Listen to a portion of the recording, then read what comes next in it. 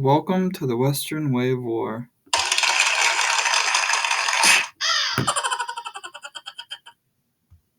Let's start by asking, what is?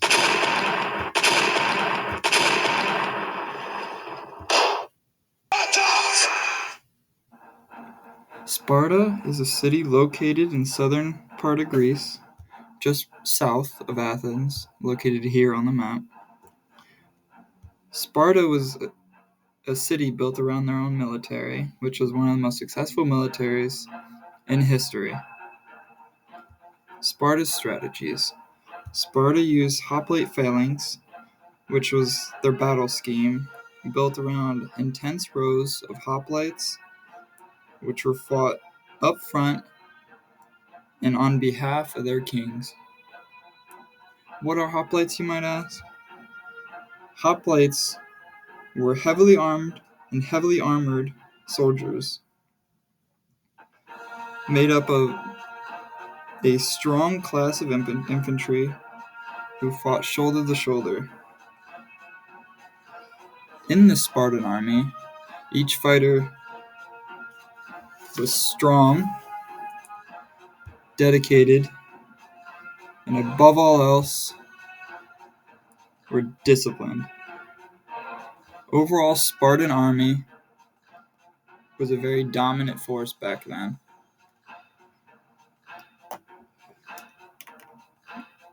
But that all changed in the year 371 BC, when Spartan wanted to gain control over Leuctra.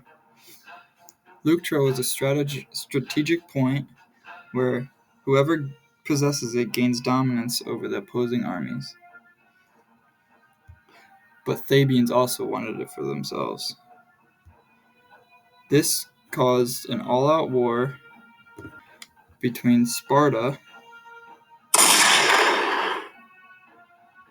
and the Athenians, aka Thebans.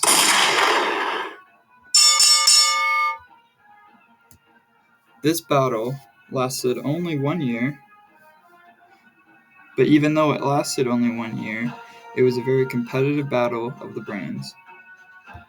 This is the battle map, with Spartan being red and Thebans being blue.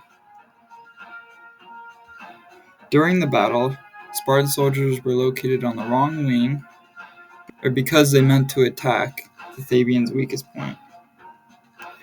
But they didn't know is that Thebans' weakest point happened to be their strongest. Counterparts. The battle started with a cavalry skirmish in front of both armies. Theban horsemen were not only more experienced, but also of slightly greater number, and after a brief engagement, they managed to rout the Spartan cavalry, which ran through their own infantry line, temporarily causing some disarray.